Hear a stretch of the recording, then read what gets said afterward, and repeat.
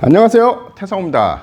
오늘 말씀드리고 싶은 것은 대한민국의 공권력이 바르게 쓰이고 있는지, 그리고 제복을 입은 사람들이 과연 존경을 받는 사회가 될 수 있을지에 대해서 좀 말씀을 드리고 싶어요. 윤석열 대통령이 됐죠. 그 다음에 이 용산시대가 열리고 윤석열 대통령의 기조 중에 하나가 제복을 입은 사람들이 존경을 받는 세상을 만들고 싶다, 그런 사회를 만들고 싶다. 이게 어떻게 보면은 정책 운영 방침, 그리고 국정의 이 운영 방침 중에 하나로 알고 있고요. 저 개인적으로는 굉장히 찬성을 합니다. 제복 입은 분들, 수고하시는 분들 많고요. 그분들 당연히 존경을 받아야겠죠. 그런데 제복을 입은 분들은 대부분 국민들에게 공권력을 이임을 받아서 그 공권력을 수행을 하는 분들이죠. 그렇기 때문에 국민들이 제복을 입은 분들을 평가할 때 기준이 되는 것 중에 하나가 바르고 정확한 공권력을 사용을 하느냐입니다. 수많은 기관에서 국민들에게 공권력을 이임받아서 공권력을 사용을 하고 계시는데, 그 중에 가장 대표적인 기관이 아마 경찰일 거예요. 그죠? 대한민국 경찰은 해외랑 다르게 뭐 지방경찰, 무슨 경찰 없죠. 다 그냥 중앙경찰이에요. 그 수가 무려 10만 명이 넘습니다. 그러니까 10만 명의 경찰이 대한민국의 이 치안을 유지하고 국민들을 지킨다고 보면 되는 겁니다. 그럼 그분들이 공권력을 잘 사용할 수 있나, 그리고 지금 어떤 환경에 처해 있는지를 좀 말씀을 드리려고 해요. 어떻게 보면 좀 무거운 주제죠. 얼마 전에 인천에서 층간소음 사건이 났죠. 그래서 현장에 출동을 했습니다. 경찰관이 조를 이뤄서 출동을 했고, 그리고 그때 당시에 많이 화제됐던 여경이 있어요. 뭐 질타를 받았죠. 결론적으로는 질타를 받았는데, 그 여경이 일을 시작한 지, 경찰을 시작한 지 6개월뿐이 안 된 분이에요. 그러면 그 여경이 뭐를 알겠습니까? 사실은 그 여경을 데려간 조장이 더 일을 잘 알겠죠. 왜 그때 당시에 공권력이 제대로 투사가 안 됐고, 그리고 그 뒤에도 그런 문제가 있었는데 공권력이 제대로 발휘가 안 되는 그런 토양이 만들어졌는지에 대해서 좀 이야기를 해볼 건데요. 이 이야기를 그냥 지금 제가 아이고 이거 영상이나 하나 찍어야겠다 라고 하는 게 아닙니다. 사실은 인천 사건 이후로 그 뒤에 또 가위로 이 상해를 받는 사건이 있었죠. 그리고 얼마 전에 이 칼부림 사건이 있었고, 현재까지 거의 한 1년 좀 넘었죠. 그 안에 수많은 경찰, 특히 현장에서 근무하는 경찰분들을 인터뷰하고 조사하고 취재를 한 것을 오늘 다 한 대로 모아서 말씀을 드리려고 해요. 최대한 간단히 간결하게 말씀드리려고 하는데, 주제가 워낙에 심각하다 보니까 왔다 갔다 할 수 있습니다. 이해해 주시고요. 첫 번째, 공권력, 만약에 그렇게 현장에서 경찰이 사고가 난다고 치면요, 그러면은 경찰청에서 하는 이 대응이 굉장히 틀에 박혀 있습니다. 어떻게 합니까? 처음에 TF를 만들어요. 그래서 문제를 고치겠다. 그 다음에 어떻게 합니까?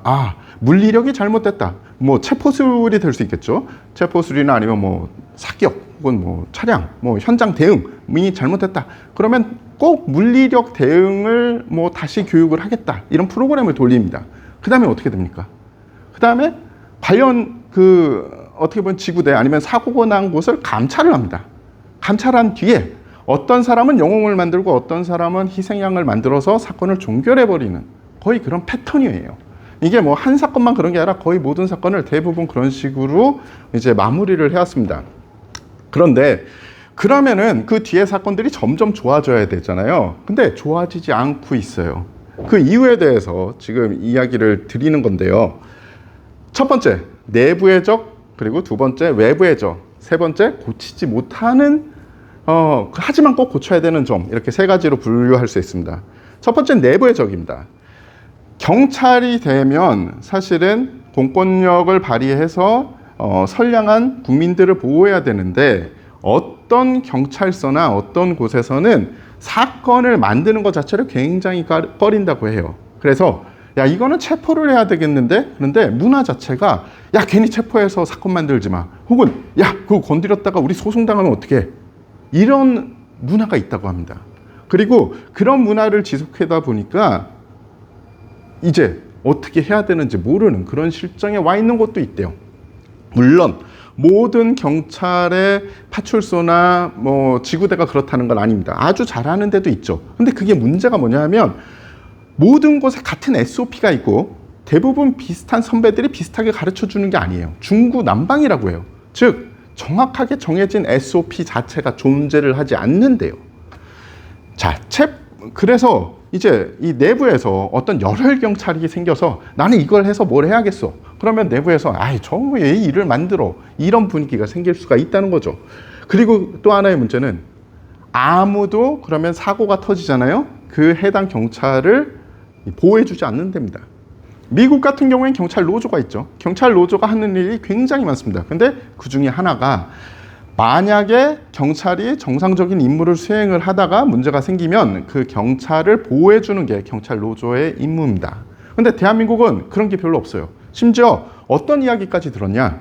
각자 도생이다. 사건이 터져서 어떻게 되면은 다 보호해 줄 것처럼 얘기하지만 나중에 문제가 되면 아무도 나를 보호해 주지 않는다라는 이야기를 현장 경찰들은 많이 합니다. 그래서 첫 번째로 내부의 적이 있고요.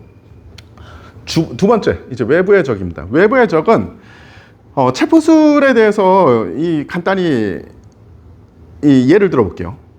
경찰 체포술은 경찰들이 입직을 해서 처음에 신입 경찰이 됐을 때부터 교육기관을 통해서 배우죠.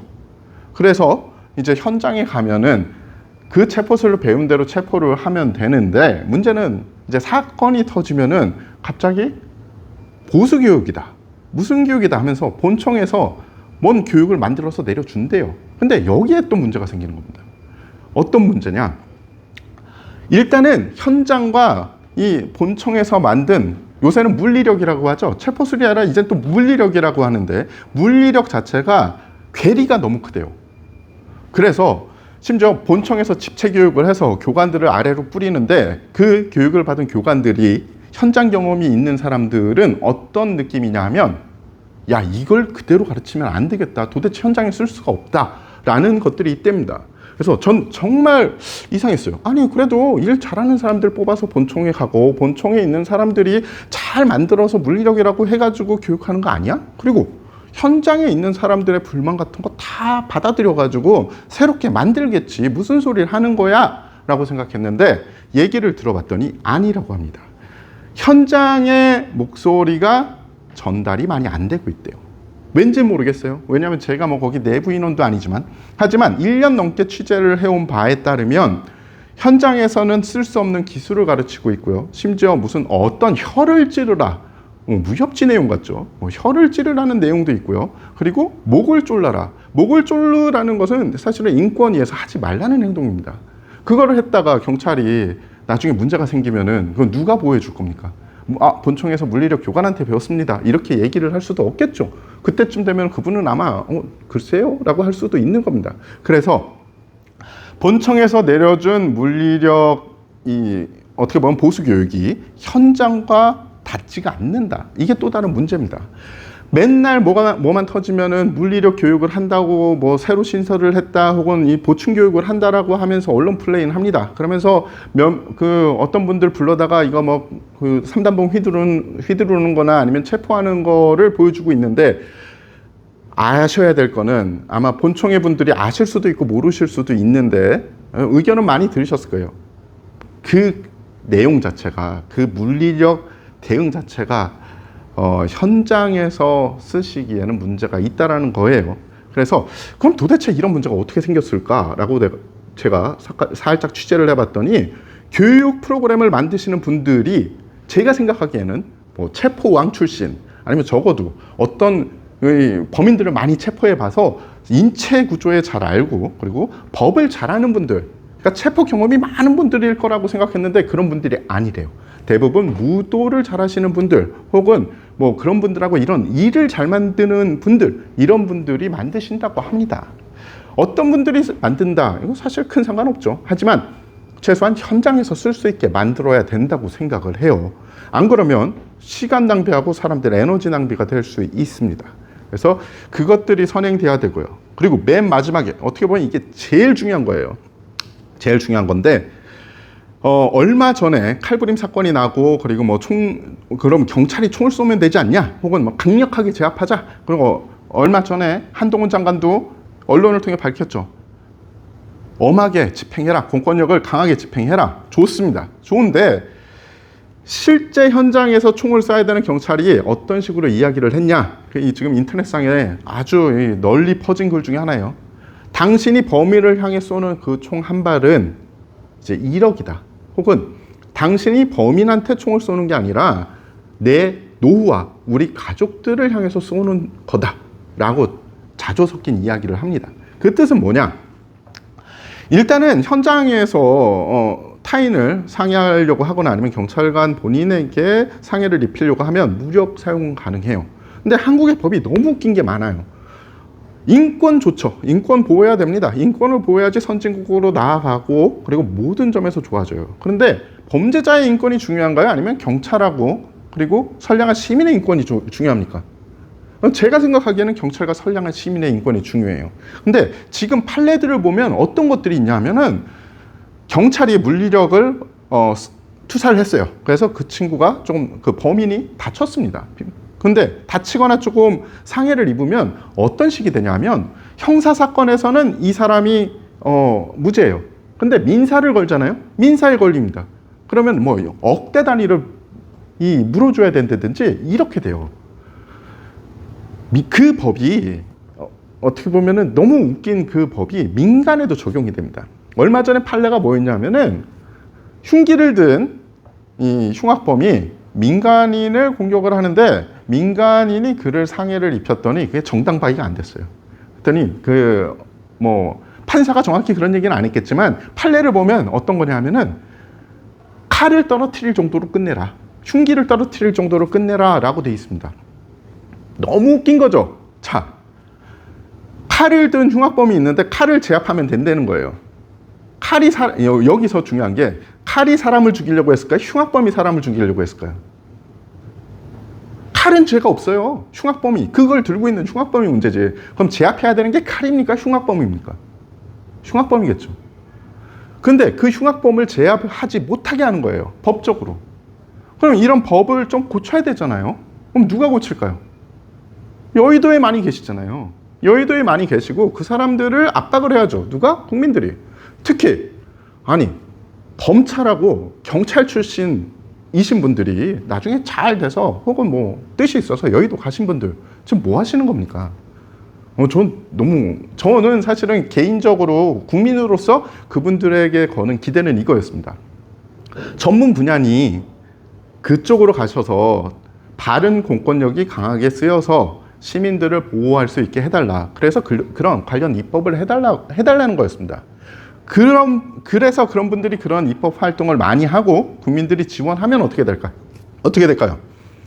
종국에는 경찰분들이 제대로 된 공권력을 발휘를 하고 그러면 국민들이 경찰 서비스에 대한 만족도가 늘어나겠죠. 그러면 만족도가 늘어나면 어떻게 됩니까? 제복을 입고 경찰이 지나가. 존중하고 존경하겠죠. 지금 우리가 이 세 가지를 고치지 않는 한 윤석열 대통령의 기조, 제복 입은 사람들이 존경받는 사회를 만들자라는 건 어떻게 보면 요원할 수도 있어요. 큰 문제입니다. 왜냐? 칼부림 사건 한 번 터지니까 지금 본물 터지듯이 터졌어요. 그 다음에 어떤 사건이 일어날 줄 아십니까? 이게 어떻게 보면 해외에서 패턴이에요. 이거를 어떻게 보면은 이 외로운 늑대식 테러라고 하는데요. 점점 이 사람들이 많은 것을 살상할 수 있는 그런 무기를 찾게 됩니다. 지금은 칼이죠. 다음에 뭐가 나올지 모릅니다. 제가 거기에 대해서 알고는 있지만 말씀 못 드리겠어요. 왜냐? 이 비디오를 보고 어떤 똘망똘망한 바보 같은 놈들이 그거를 따라할 수도 있기 때문입니다. 하지만 그것에 대해서도 사실은 어떻게 대응을 해야 되냐 이런 것들도 우리가 생각을 해야 돼요. 오늘 좀 중요한 내용이에요. 여러분들 생각 다를 수 있습니다. 당연히 다르겠죠. 왜냐하면 저도 제 생각이 가끔 이게 맞는지 아니면 틀린지 모르겠어요.